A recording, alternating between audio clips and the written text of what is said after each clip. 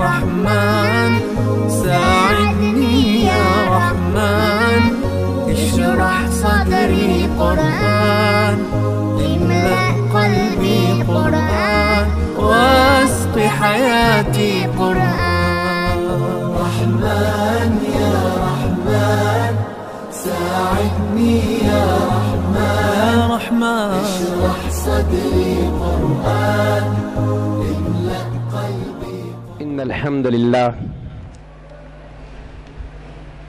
الحمد لله وكفى والصلاة والسلام على من لا نبي بعد أما بعد فأعوذ بالله السميع العليم من الشيطان الرجيم من همزه ونفخه ونفسه بسم الله الرحمن الرحيم يا أيها الذين آمنوا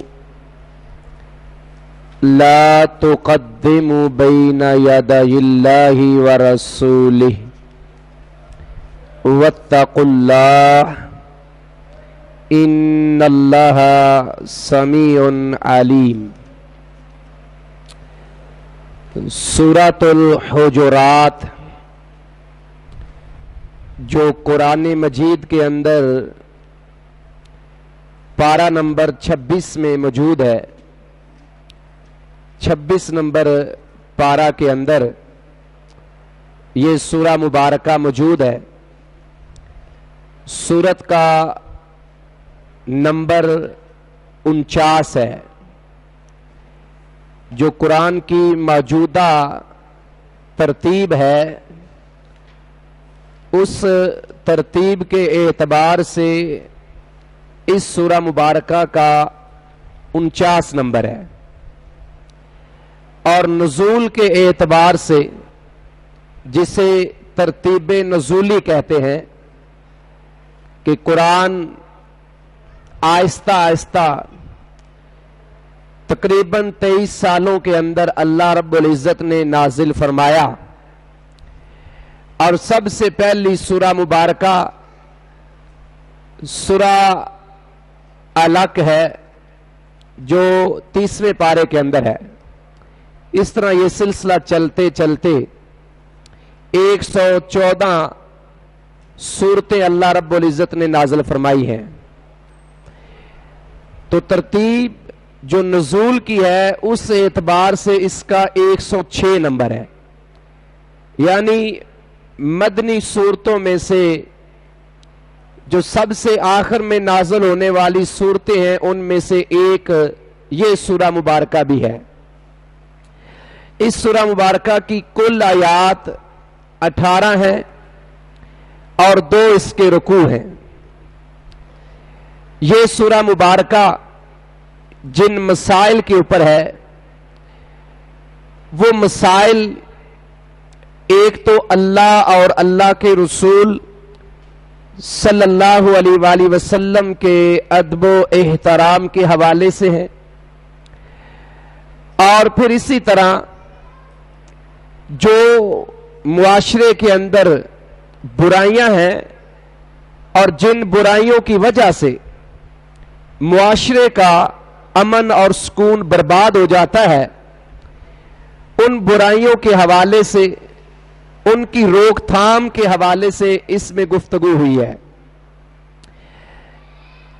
امام رازی رحمہ اللہ تعالی اپنی تفسیر مفاتیح الغیب کے اندر اس بات کی طرف اشارہ فرماتے ہیں کہ اللہ تبارک و تعالی نے اس سورہ مبارکہ کے اندر مکارم اخلاق کا سبق دیا ہے.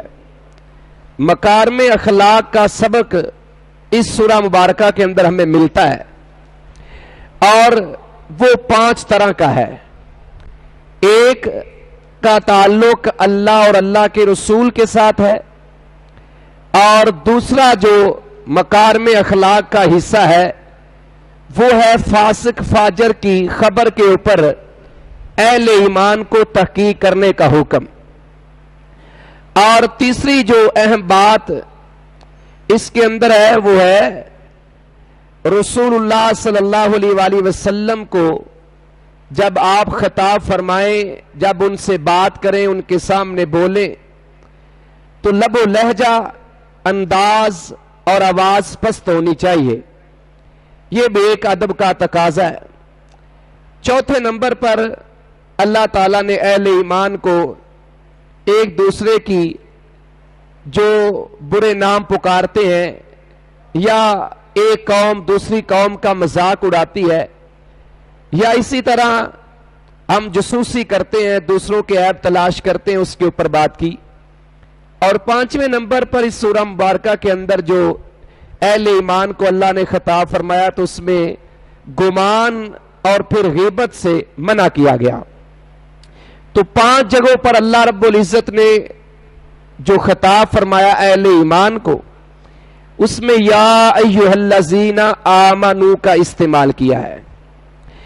اس سورہ مبارکہ کا نام الحجرات، قرآن کی اسی سورہ مبارکہ کی جو آیت نمبر 4 ہے اس کے اندر یہ لفظ موجود ہے. حجرات حجرہ سے ہے، حجرہ کمرے کو کہتے ہیں. نبی علیہ الصلوۃ والسلام جب مکہ سے ہجرت کر کے مدینہ جاتے ہیں تو مسجد نبوی کی تعمیر کے ساتھ ساتھ رسول اللہ صلی اللہ علیہ وآلہ وسلم کی ازواج کے لیے حجرے تعمیر کیے گئے جن کی تعداد 9 تھی، کیونکہ نبی علیہ الصلوۃ والسلام کے پاس ایک وقت میں 9 بیویاں موجود رہی ہیں. 2 بیویاں اللہ کے نبی علیہ الصلوۃ والسلام کی آپ کی حیات طیبہ کے اندر وفات پا گئی تھی، اور 9 بیویاں نبی علیہ الصلوۃ والسلام کی زندگی میں رہیں. جب آپ دنیا سے گئے تو اس وقت آپ کی 9 بیویاں پیچھے تھیں جو امہات المومنین ہیں. اب ہم آتے ہیں اس سورہ مبارکہ کا جو ہم نے ترجمہ اور تفسیر کا یہ پروگرام اور یہ ترجمہ تفسیر کلاس کے نام سے آج ہم اس کا آغاز کر رہے ہیں سورہ مبارکہ کا. تو اس کی پہلی آیت، پہلے اس کا لفظی ترجمہ، پھر اس کا با محاورہ ترجمہ ہوگا اور پھر اس کی مختصر تفسیر ساتھ ساتھ بیان ہوگی انشاءاللہ. پہلے نمبر پر اللہ تعالیٰ فرماتے ہیں یا ایھا الذین آمنوا. سب سے پہلے یا ہے. یا عربی کے اندر کسی کو مخاطب کرنے کے لیے کہا جاتا ہے، جیسے یا غلام ہو. عربی کے اندر اکثر کسی بچے کو جب آواز دی جاتی ہے تو وہ کہتے ہیں یا غلام ہو، اے لڑکے. غلام کا معنی لڑکا بھی ہوتا ہے. یہ مت سمجھے کہ صرف غلام کو ہی غلام کہتے ہیں، جو ملازم ہو یا نوکر ہو، یا جو پہلے ایک غلام کا کنسپٹ اور تصور تھا کہ جو ملکیت کے اندر لوگ ہوتے تھے تو غلام کی ساتھ مؤنث کے طور پہ لونڈی استعمال ہوتی تھی، لیکن غلام عربی کے اندر لڑکے کو بھی کہتے ہیں. جیسے ترمذی کے ایک حدیث ہے، حضرت عبداللہ بن عباس رضی اللہ تعالیٰ عنہ فرماتے ہیں کہ میں ایک روز رسول اللہ صلی اللہ علیہ وسلم کے پیچھے سواری پر سوار تھا تو آپ نے مجھے خطاب فرماتے ہوئے کہا یا غلامو، اے لڑکے. تو یا کا لفظ جو ہے یہ حرف ندا ہے. ندا کا معنی ہوتا ہے پکارنا، آواز لگانا.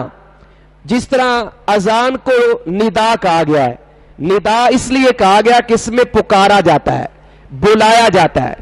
صحیح البخاری کی حدیث ہے، نبی علیہ الصلوۃ والسلام کا فرمان ہے کہ جب تم ندا کو سنتے ہو یعنی اذان کی پکار کو سنتے ہو تو اس کا جواب دو.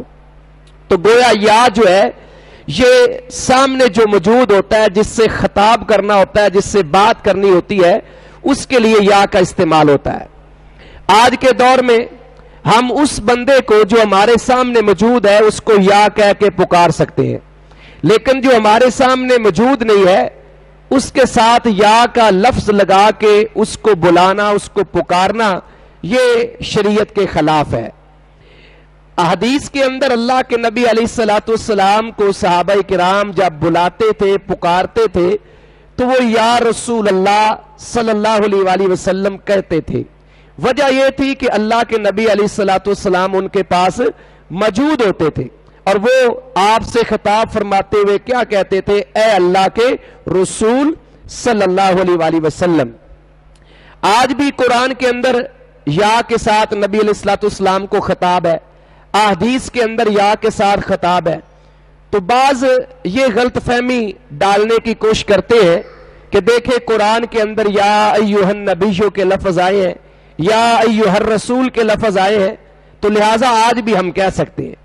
تو قرآن اللہ کے نبی علیہ الصلوۃ والسلام پر نازل ہوا ہے، اور پورا قرآن خطاب ہی اللہ کے نبی کو کرتا ہے. سب سے پہلا ایڈریس رسول اللہ صلی اللہ علیہ وسلم کو ہوتا ہے. تو اس لیے یہ دلیل پیش کرنا یہ عقل کے بھی خلاف ہے اور شریعت کے بھی خلاف ہے. اللہ کے نبی علیہ الصلوۃ والسلام کو اگر کوئی اس نیت کے ساتھ یا کہہ کر پکارتا ہے کہ وہ آج بھی موجود ہیں اسی طرح جس طرح پہلے تھے، تو یہ عقیدہ اسلام کے خلاف چلا جاتا ہے. تو یا اس کو برایا جاتا ہے جو سامنے موجود ہوتا ہے، جس سے خطاب کرنا ہوتا ہے. اس کے بعد اللہ کہتے ہیں اللہ زین. اللہ زین اس میں موصول ہے، یعنی جس کے ساتھ اس بات کو جوڑا جا رہا ہے وہ آگے آ رہی ہے، اور وہ ہے آمنو. یعنی جن کو اللہ پکارنا چاہتے ہیں وہ لوگ کون ہیں؟ ایمان والے. آمنو، اے ایمان والو. اس کا ایک ترجمہ یہ ہو سکتا ہے، دوسرا ترجمہ یہ ہو سکتا ہے اے لوگو جو ایمان لائے ہو. تو مختصر اس کا ترجمہ ہم کیا کرتے ہیں؟ اے ایمان والو، اے ایمان والو. اب جب بھی قرآن کے اندر اللہ تعالی یا کے ساتھ کوئی بات کرتے ہیں تو اس کے بعد کوئی بڑی بات کرتے ہیں. جہاں بھی پورے قرآن میں آپ دیکھ لیں اللہ کہتے ہیں یا ایھا الناس اعبدوا، اے لوگو، اور آگے کیا کہا؟ اعبدوا، تم عبادت کرو. یعنی اللہ رب العزت جب یا کے ساتھ کسی کو پکارتے ہیں، مخاطب کرتے ہیں، ایڈریس کرتے ہیں، تو اس کے بعد بڑی اہم بات کرنا چاہتے ہیں، بڑا اہم کوئی فریضہ دینا چاہتے ہیں. اور یہاں بھی اللہ رب العزت نے اہل ایمان کو خطاب فرماتے ہوئے کہا کہ اے ایمان والو. اب اس کے بعد کوئی بڑی بات اللہ کرنا چاہتے ہیں، اور وہ بڑی بات کیا ہے؟ لا تقدموا بین یدی اللہ ورسولہ. لا نفی کے لیے آتا ہے، کسی چیز کی نفی کرنا. جس طرح ہم کلمہ طیبہ پڑھتے ہیں تو اس میں ہم کیا پڑھتے ہیں؟ لا الہ. سب سے پہلے ہم نے کہہ دیا کہ کوئی الہ ہے ہی کوئی نہیں. ہر طرح کے الہ کی ہم نے نفی کر دی ہے. الہ کہتے ہیں مشکل کشا کو، جو دعاؤں کو سنتا ہے. الہ کا معنی مختلف اس کے معانی موجود ہے. تو الہ کہتے ہیں جو مشکل کو حل کرتا ہے، جو دعاؤں کو سنتا ہے، جو عبادت کے لائق ہے. تو جس دور کے اندر بھی یہ کلمہ پڑھا گیا، سنایا گیا، اس دور کے لوگ کیا کرتے تھے کہ وہ غیروں کے سامنے جھکتے تھے، ان کی عبادت کرتے تھے، ان سے دعائیں کرتے تھے. تو اس لیے یہ کلمہ شروع سے ایک ہی چلتا آ رہا ہے، لا الہ. الہ کوئی ہے ہی کوئی نہیں ہے، نہ کوئی مشکل کشا ہے، نہ کوئی حاجت روا ہے، نہ کوئی بگڑی کو سنوارنے والا ہے، اور نہ کوئی دعائیں سننے والا ہے، نہ کوئی عبادت کے لائق ہے. پھر اللہ کہتے ہیں الا اللہ، مگر اللہ. یعنی یہ سارے کام صرف اور صرف اللہ کے لیے. اس کے سوا جس کی طرف بھی تم یہ چیزیں منسوب کرو تو اللہ رب العزت نے، اللہ کے رسول نے اس کی نفی کر دی ہے. تو لا نفی کے لیے آتا ہے. آگے ہے تقدمو. قدم یقدم تقدیم، باب تفعیل ہے، اور باب تفاعل کے اوپر بھی بعض دفعہ اس کا استعمال ہوا ہے. باب تفعیل جو صرف یصرف تصریف، یا اسی طرح اور بھی اس طرح کے کئی الفاظ بنائے جا سکتے ہیں. تقدیم آپ اکثر اسلامیات کے حوالے سے یا اسلام کے حوالے سے کچھ کتابیں پڑھتے رہتے ہیں، تو اس کے اوپر بعض جگہوں پہ لکھا ہوتا ہے مقدمہ، اور بعض جگہوں پہ لکھا ہوتا ہے تقدیم. مقدم اور تقدیم کا یا مقدمہ اور تقدیم کا مطلب کیا ہوتا ہے کہ پوری کتاب اس کے بعد ہے، اور پوری کتاب سے پہلے جو بات کی جا رہی ہے اس کو مقدمہ کہا جاتا ہے، اس کو تقدیم کہا جاتا ہے. اور دوسری اس کی وجہ یہ ہے کہ اس کو مقدمہ یا تقدیم کیوں کہتے ہیں کہ یہ جو مقدمہ ہوتا ہے، جو تقدیم ہوتی ہے، جو بعد میں آنے والی باتیں ہوتی ہیں، ان سب باتوں کا خلاصہ اس کے اندر موجود ہوتا ہے.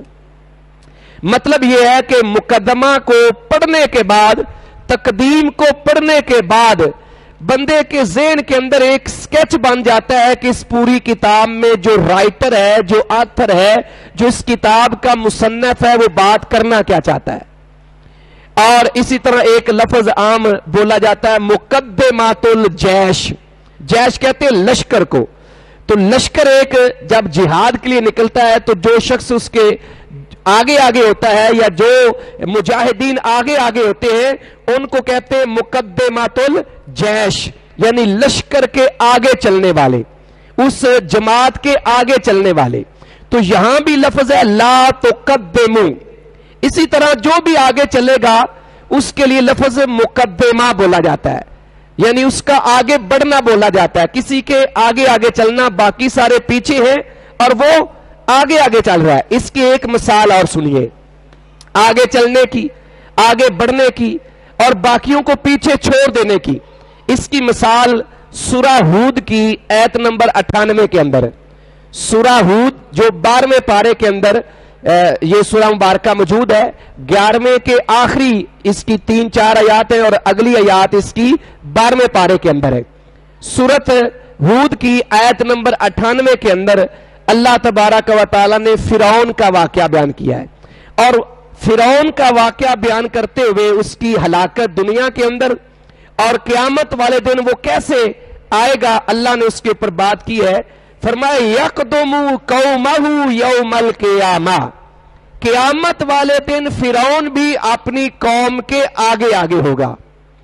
تو قدموا جو لفظ آیا کہ تم آگے بڑھو، تو پیچھے آ گیا لا، تم آگے مت بڑھو، یعنی تقدیم کا، مقدمہ کا مطلب ہے آگے بڑھنا، کسی سے آگے نکلنا، آگے چلنا۔ اب اللہ کہتے ہیں لا تقدموا، تم نے آگے نہیں چلنا، تم نے آگے نہیں چلنا، آگے نہیں بڑھنا۔ کس سے آگے نہیں بڑھنا؟ آگے اللہ خود کہتے ہیں بین یدی اللہ ورسولہ، اللہ اور اس کے رسول کے آگے، بین یدی اللہ، اللہ کے آگے اور اللہ کے رسول کے آگے نہیں بڑھنا۔ اب اللہ اور اللہ کے رسول کے آگے بڑھنے کا کیا مطلب ہے؟ کیا مطلب ہے کہ اللہ اور اللہ کے رسول سے آگے نہیں بڑھنا، قدم نہیں رکھنا۔ قدم اسی سے ہم لفظ بولتے ہیں نا کہ ایک قدم چلو، 2 قدم چلو یا قدم اٹھاؤ، اکثر یہ سیاست کے اندر نعرے لگتے ہیں کہ تم قدم بڑھاؤ ہم تمہارے ساتھ ہیں، تو اسی سے یہ لفظ ہے، جو ہم قدم اٹھاتے ہیں، جو آگے چلتے ہیں، تو اسی سے لا تقدموا، تم قدم مت بڑھاؤ، تم قدم مت بڑھاؤ، تم آگے مت نکلو، تم آگے مت چلو۔ کس کے آگے؟ اللہ اور اس کے رسول کے آگے۔ حضرت عبداللہ بن عباس جو مفسر قرآن ہے، انہوں نے یہ جو لفظ ہے لا تقدموا بین یدی اللہ ورسولہ، اس کی وضاحت کرتے ہوئے کیا بات کی ہے؟ امام مفسر قرآن امام طبری رحمہ اللہ تعالی تفسیر طبری کے اندر علی بن ابو طلحہ رحمہ اللہ تعالی جو حضرت عبداللہ بن عباس سے اکثر ان کے تفسیری اقوال نقل کرتے ہیں، حضرت علی بن ابو طلحہ یہ حضرت عبداللہ بن عباس رضی اللہ تعالیٰ عنہ سے اکثر ان کے تفسیری اقوال نقل کرتے ہیں۔ سندن یہ بات، یہ قول صحیح ہے کہ حضرت عبداللہ بن عباس لا تقدموا بین یدی اللہ ورسولہ کی تفسیر کرتے ہوئے کہتے تھے کہ اس کا مطلب یہ ہے کہ تم کتاب و سنت کے خلاف کوئی بات نہ کہو، لا تقدموا بین یدی اللہ ورسولہ، تم اللہ اور اللہ کے رسول کے آگے مت چلو، ان سے آگے مت نکلو، ان سے آگے مت بڑھو کا مطلب عبداللہ بن عباس جو مفسر قرآن ہے رضی اللہ تعالی عنہما، وہ کیا فرماتے ہیں کہ اس کا مطلب ہے کہ تم کتاب و سنت کے خلاف کوئی بات نہ کہو، یا دوسرا اس کا مطلب اگر ہم لے تو یہ بن سکتا ہے کہ کوئی کام بھی کتاب و سنت کے خلاف نہ کرو۔ اب اللہ اور اللہ کے رسول سے آگے بڑھنے کا اور تو کوئی مطلب بنتا ہی نہیں ہے، اس وقت جو اہل ایمان تھے صحابہ کرام کی شکل میں وہ تو وہاں موجود تھے، ان کے لیے تو کہہ دیا. ہمارے لیے اب اس آیت کے اوپر جو عمل ہے وہ کیسے ہے کہ اللہ اور اللہ کے رسول کے فیصلوں کو دیکھ کے ہمیں عمل کرنا ہے. دین کے معاملات کے اندر وہ جس طرح کا بھی معاملہ ہو، ہمیں اللہ اور اللہ کے رسول صلی اللہ علیہ وآلہ وسلم کے فیصلوں کو دیکھ کر عمل کرنا ہے. دوسرے لفظوں میں اس کا ایک اور مطلب بن سکتا ہے لا تقدموا بین یدی اللہ ورسولہ، کا مطلب یہ بھی ہو سکتا ہے کہ تم اللہ اور اللہ کے رسول کے پیچھے چلو. جب آگے نہیں چلنا تو پھر کہاں چلنا ہے؟ پیچھے چلنا ہے.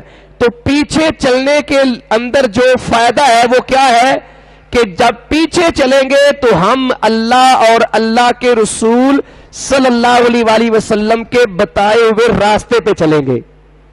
آپ دیکھیں میں اس کی ایک مثال دنیاوی اعتبار سے دیتا ہوں. اگر ہم رات کے اندھیرے کے اندر 2-4 لوگ چل رہے ہیں تو آگے جو لوگ ہیں اگر کوئی راستے کے اندر کھائی ہے، راستے کے اندر کوئی رکاوٹ ہے تو وہ اگلے لوگوں کو سب سے پہلے واسطہ پڑے گا اور وہ پچھلوں کو آگاہ کر دیں گے. یہ دنیاوی اعتبار سے، میں اللہ اور اللہ کے رسول کے لیے مثال نہیں پیش کر رہا، صرف سمجھانے کے لیے.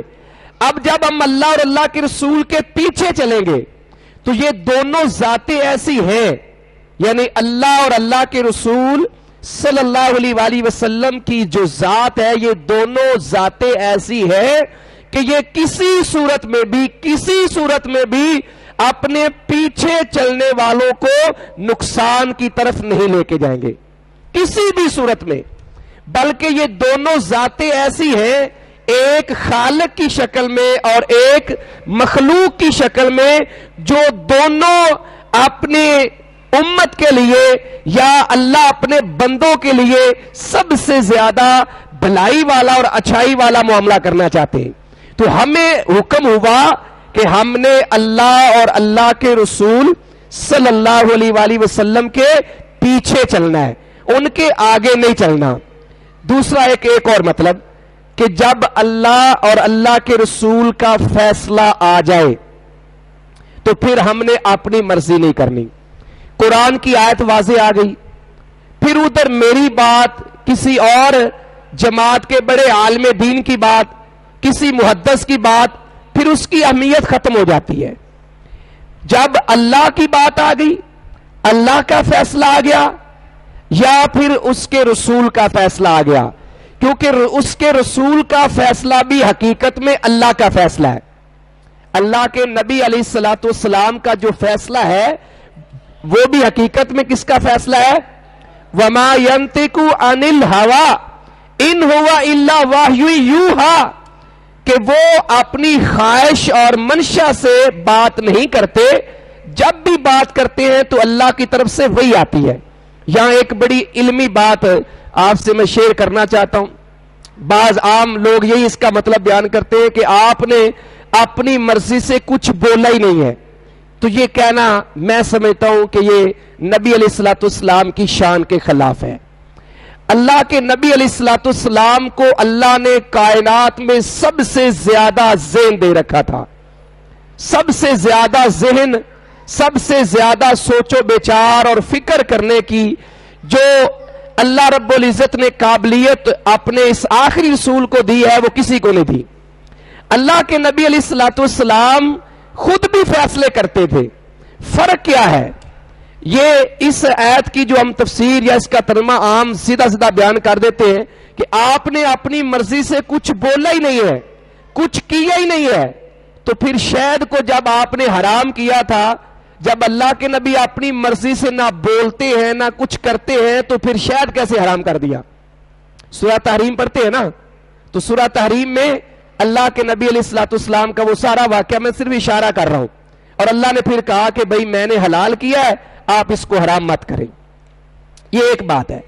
میں یہ سمجھتا ہوں جو میرے علم کے اندر بات ہے وہ آپ سے شیئر کرنا چاہتا ہوں کہ وہی جو ہوتی نا، وہی کی 2 اقسام ہیں. ایک وہی جو ہے وہ جلی ہے اور ایک وہی خفی ہے. ویسے تو مطلوب اور غیر مطلوب بھی بتائی جاتی ہے، کوئی بھی آپ قسم کر سکیں. میں اب چلتا ہوں حدیث کی طرف. حدیث کی 3 عام اقسام بیان کی جاتی ہے، قولی، فعلی اور تقریری. تقریری حدیث کسے کہتے ہیں؟ کہ نبی علیہ الصلوۃ والسلام کے سامنے کوئی کام ہوا، کسی صحابی نے اپنی مرضی سے کیا اور نبی علیہ الصلوۃ والسلام اس کام کو دیکھ کر خاموش ہو گئے. اب اس صحابی کے عمل کو اتھارٹی مل گئی ہے حدیث کی، حالانکہ نبی علیہ الصلوۃ والسلام نے وہ عمل نہیں کیا. وہ عمل کس نے کیا ہے؟ صحابی نے کیا ہے. تو نبی علیہ الصلوۃ والسلام کا اس عمل کے اوپر خاموش رہنا، اس کا سیدھا یہ مطلب ہے کہ یہ کام شریعت میں جائز ہے. اسی طرح جو نبی علیہ الصلوۃ والسلام کی طرف وہی آتی رہی ہے، وہ وہی ایک تقریری بھی ہے. وہی تقریری کا مطلب کیا ہوگا؟ کہ اللہ کے نبی علیہ الصلوۃ والسلام نے اجتہاد بھی کیا ہے. اللہ کے نبی علیہ الصلوۃ والسلام نے معاملات نبٹانے کے لیے کئی فیصلے دیے ہیں. اگر کہیں فیصلہ اللہ کی منشا کے خلاف ہوتا تو اللہ اپنے نبی کو آگاہ کر دیتے. بات سمجھ آ رہی کہ نہیں آ رہی؟ اور اگر وہ فیصلہ اللہ کی منشا کے مطابق ہوتا تو اللہ کی وحی کیا ہوتی؟ خاموش ہو جاتی. اللہ کی وحی اس پہ کیا ہوتی؟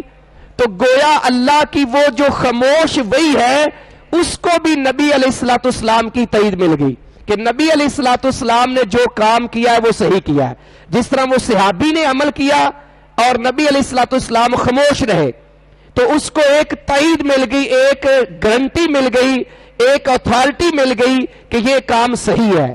اسی طرح نبی علیہ الصلوۃ والسلام بھی اجتہادی فیصلے کیا کرتے تھے اور اس کی کئی مثالیں ہیں. بات آگے نکل جائے گی، میں نے صرف اشارہ کر دیا ہے کہ اللہ کے نبی علیہ الصلوۃ والسلام کی بات بھی اللہ کی بات ہے. اس لیے ہم نے اللہ اور اللہ کے رسول کے پیچھے چلنا ہے. اللہ اور اللہ کے رسول کے پیچھے چلنا ہے. اگر آگے چلیں گے تو نقصان اٹھائیں گے. اس کی ایک دلیل میں آپ کو سامنے رکھتا ہوں کہ لا تقدموا بین یدی اللہ ورسولہ کا ایک مطلب یہ ہے کہ جو فیصلے اللہ اور اللہ کے رسول کر چکے ہیں قرآن کی شکل میں، احادیث کی شکل میں، ہم نے اس کے مطابق زندگی گزارنی ہے. اگر اس کے خلاف چلیں گے تو گویا ہم اللہ اور اللہ کے رسول سے آگے بڑھ رہے ہیں، ہم ان سے آگے چل رہے ہیں، اور جو بھی اللہ اور اللہ کے رسول سے آگے بڑھنے کی کوشش کرے گا وہ ہلاک ہو جائے گا. وہ دنیا کے اندر بھی ہلاکت کو آواز دے گا اور آخرت کے اندر بھی وہ ہلاک ہو جائے گا. سورۃ الاحزاب سورت کا اپنا نمبر 33 ہے تلاوت کے اعتبار سے، اور آیت نمبر 36. سورۃ الاحزاب یہ 21 نمبر پارہ کے آخر میں شروع ہوتی ہے سورہ سجدہ کے بعد، اور 22ویں پارے کے اندر اس کا اختتام ہوتا ہے. اللہ تعالیٰ فرماتے ہیں وَمَا كَانَ لِمُؤْمِنٍ وَلَا مُؤْمِنَةٍ، نہ تو کسی مومن مرد کے لیے یہ جائز اور لائق ہے اور نہ مومنہ عورت کے لیے یہ جائز ہے. کیا مطلب ہے؟ جو بھی ایمان والا ہے. اب یہ جو خطاب ہے نا سورہ الحجرات کی پہلی آیت کے اندر، اے ایمان والو، اس میں مرد بھی شامل ہیں اور عورتیں بھی شامل ہیں. کئی دفعہ یہ سننے کو ملتا ہے کہ قرآن میں اکثر خطاب تو مردوں کو ہے، عورتوں کو ہے ہی نہیں ہے. گرامر کا یہ قانون ہے کہ جب مرد اور عورت اکٹھے ہوں، اور جس طرح آپ سارے لوگ بیٹھے ہیں اگر اس میں خواتین بھی شامل ہوں، تو عربی گرامر کا یہ قانون ہے کہ مرد اور عورت کا اگر ذکر اکٹھا آئے تو صیغہ مذکر بولا جائے گا. لفظ جو ہے وہ مذکر استعمال ہوگا، مؤنث استعمال نہیں ہوگا.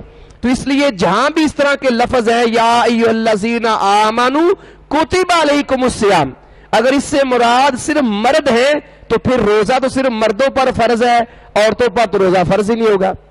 تو اس لیے یہاں بھی اللہ کہتے ہیں کسی مومن مرد کے لیے اور کسی مومنہ عورت کے لیے یہ جائز نہیں ہے. اذا قضى اللہ ورسولہ امرا، جب اللہ اور اس کے رسول فیصلہ دے دے، فیصلہ کر چکے ہوں قرآن کی شکل میں، حدیث کی شکل میں. آج ہمارے سامنے اللہ اور اللہ کے رسول کے فیصلے محفوظ اور موجود ہیں.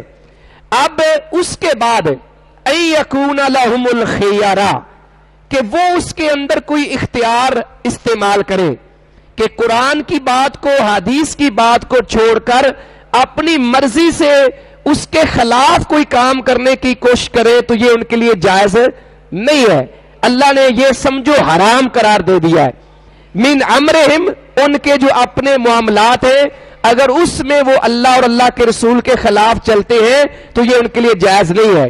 پھر اللہ تعالیٰ کہتے ہیں وَمَن يَعْصِ اللَّهَ وَرَسُولَهُ فَقَدْ ضَلَّ ضَلَالًا مُبِينًا، اگر کوئی اللہ اور اللہ کے رسول کے فیصلوں کی مخالفت کرتا ہے.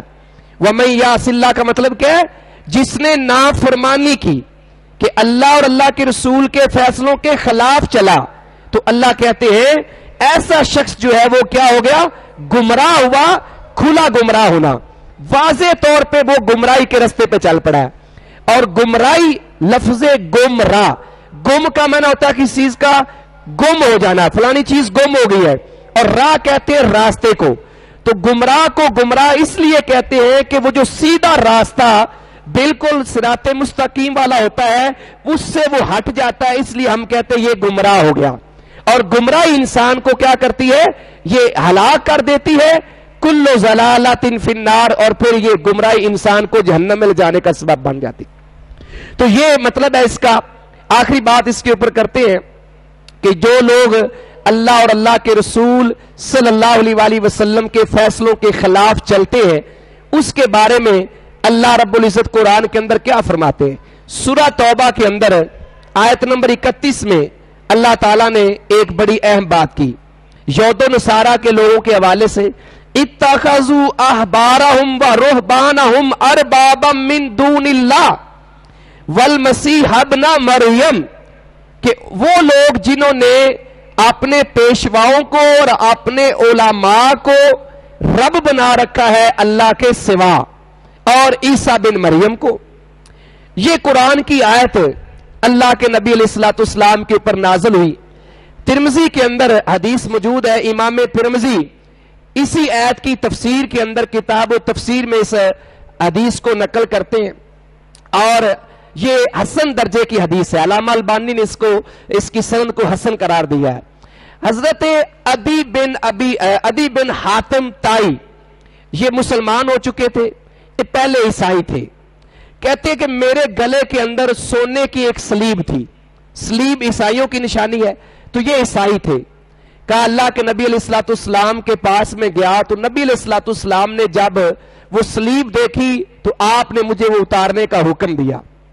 اور ساتھ اللہ کے نبی علیہ الصلوۃ والسلام نے قرآن کی یہ آیت تلاوت کی اتخذوا احبارهم ورهبانهم اربابا من دون اللہ والمسیح ابن مریم، کہ وہ لوگ جنہوں نے اپنے پیشواؤں کو اپنے علماء کو اللہ کے سوا رب بنا رکھا ہے اور عیسیٰ بن مریم کو بھی رب بنا رکھا ہے.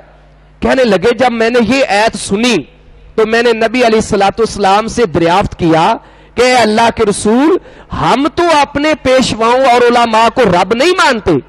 تو اللہ کے نبی علیہ الصلوۃ والسلام نے فرمایا مجھے یہ بتاؤ کیا جب تمہارے علماء تمہارے وہ پیشوا جب کسی چیز کو حلال کرتے ہیں تو تم حلال سمجھتے تھے، جب اس کو حرام کرتے تھے تو تم حرام سمجھتے تھے؟ کہا یہ بات تو بالکل ایسے ہے کہ ہم اپنے علماء کی حلال کردہ چیزوں کو حلال اور حرام کردہ چیزوں کو حرام سمجھتے تھے. تو گویا آپ کے کہنے کا مطلب یہ تھا کہ حلال و حرام کا اختیار صرف اور صرف اللہ کے پاس ہے، یا آج کے دور میں اللہ کے رسول صلی اللہ علیہ وسلم کو اللہ نے دے رکھا ہے.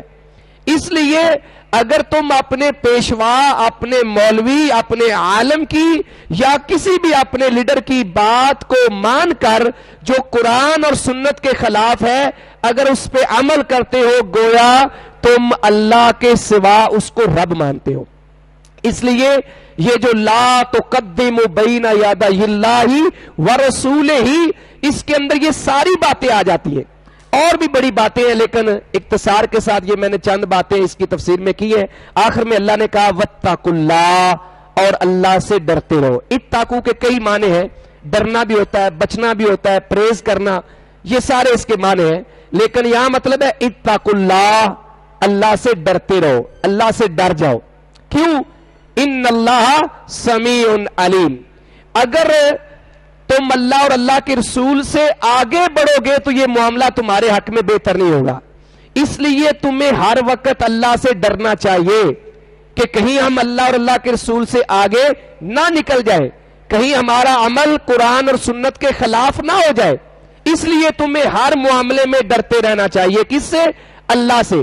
اور پھر آگے ان اللہ، انا جو ہے یہ پچھلی بات کی تاکید کے لیے. کس کی؟ اتقوا اللہ کی. بے شک اللہ جو ہے وہ سننے والا بھی ہے اور خوب جاننے والا بھی ہے. سننے والا بھی ہے، سمیع سننے والے کہتے ہیں.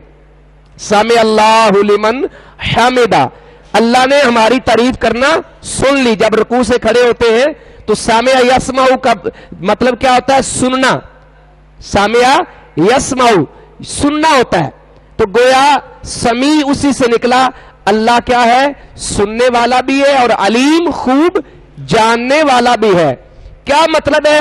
کہ اگر تم اللہ اور اللہ کے رسول صلی اللہ علیہ وآلہ وسلم کے خلاف چلو گے تو پھر جو بات تم اپنی زبان سے ان کے خلاف نکالو گے وہ اللہ سننے والا ہے. جو عمل تم اللہ کے اور اللہ کے رسول کے خلاف کرو گے وہ عمل اللہ کے علم کے اندر ہوگا.